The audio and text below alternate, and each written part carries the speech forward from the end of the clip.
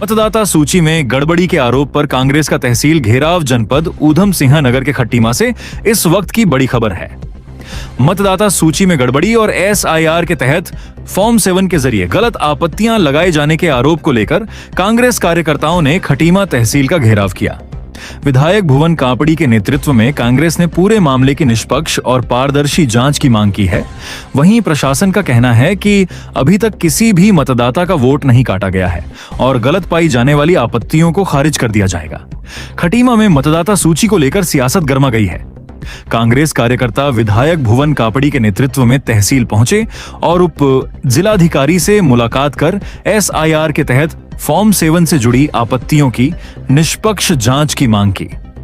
विधायक भुवन कापड़ी का आरोप है कि पहले ऑनलाइन फॉर्म 7 पर आपत्ति दर्ज होने के बाद उसकी जानकारी फॉर्म 10 में अपडेट हो जाती थी, जिससे आपत्ति लगाने वाले और जिस मतदाता के नाम पर आपत्ति लगाई गई है दोनों की जानकारी स्पष्ट रहती थी।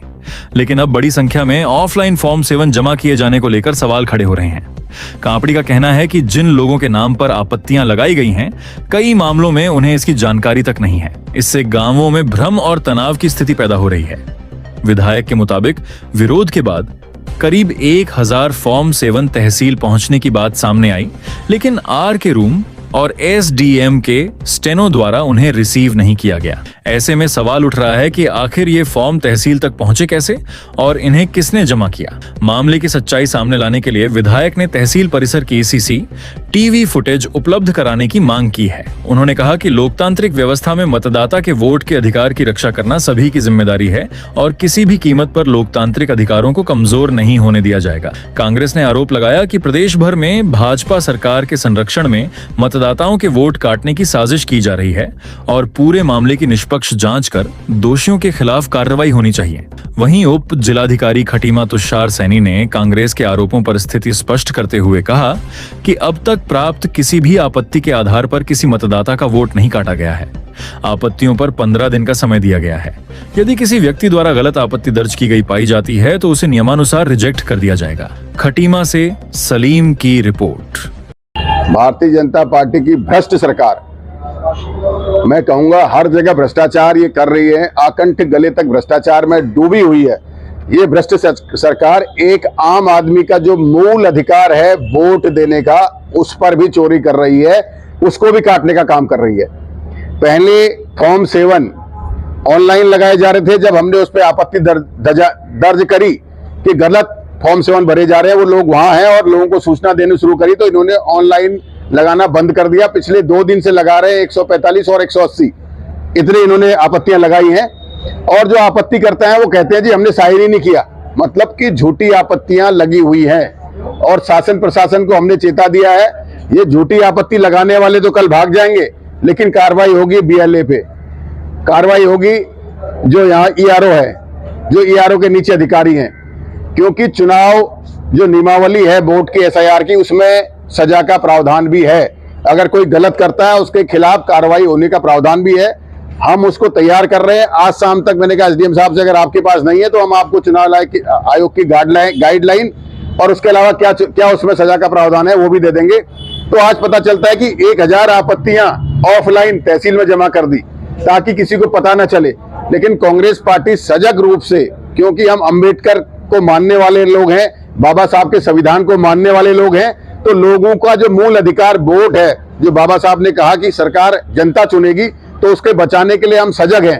और ये अंबेडकर साहब के संविधान को उलट पुलट करने वाले, संविधान को न मानने वाले लोग हैं, इसलिए ये आपत्तियां फर्जी लगा रहे हैं। हम सजग प्रहरी के रूप में काम कर रहे हैं। और 1000 जो आपत्तियां आई हैं, हमने कहा भाई किन लोगों ने लगाई, तहसील में देने कौन आया, अगर देने आया तो उसकी CCTV रिकॉर्ड है, उसने अगर आपको दी तो आपने कोई रिसीविंग उसका फोटो खींचा है, कोई वीडियो बनाया है, तो कुछ नहीं।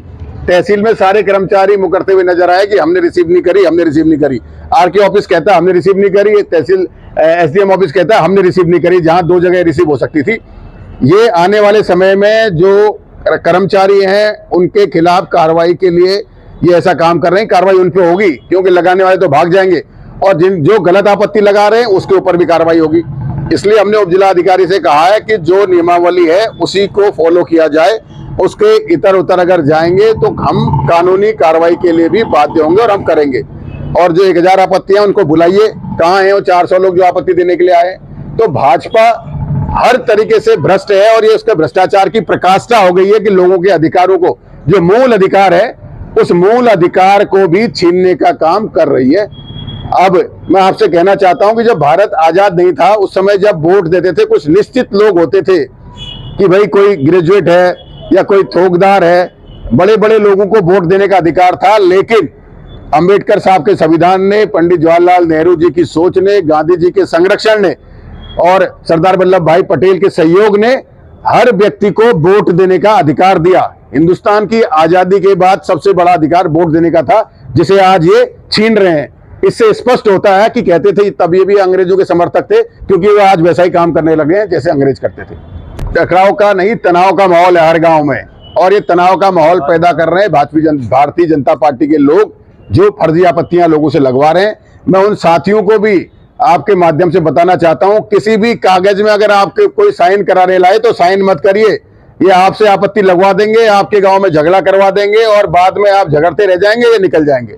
इनसे कहिए अगर आपत्ति लगानी है तो अपने नाम से लगाइए। आपत्तियों को लेके जो है एक प्रतिनिधि मंडल माननीय विधायक जी के नेतृत्व में मिला है। मेरा इसमें यही कहना है कि अभी तक जो है कोई भी इस तरह का वोट काटने की या वोट को की जो हमने नोटिस जिन पे आपत्तियां प्राप्त हुई है, कोई भी वोट इस तरह से काटा नहीं गया है। और जिस तरह की शिकायत की जा रही है कि इसमें वोट काटने का कोई प्रोसीजर अपनाया गया है, ऐसा कुछ नहीं हुआ है। तो आपत्तियां रिसीव की जा रही हैं, आपत्तियों को ऑनलाइन किया जा रहा है। जो नियमानुसार 15 दिन का टाइम इसमें दिया जाता है वो दिया जाएगा और इसी के क्रम में आगे की कार्रवाई की जाएगी। देखिए, हमने जो आपत्तियां रिसीव की हैं उसमें हमारी ओर से सघन जांच की जा रही है। अगर कोई इस तरह से गलत नाम से आपत्ति पाई जाएगी तो हम उसमें को वहीं पे रिजेक्ट करेंगे। तो इसमें किसी भी तरह की कन्फ्यूजन की आवश्यकता नहीं है कि कोई किसी और के नाम से आपत्ति नहीं लगा सकता है। और इसमें अगर कोई इस तरह का दोषी पाया जाएगा तो उसमें नियमानुसार कार्रवाई की जाएगी।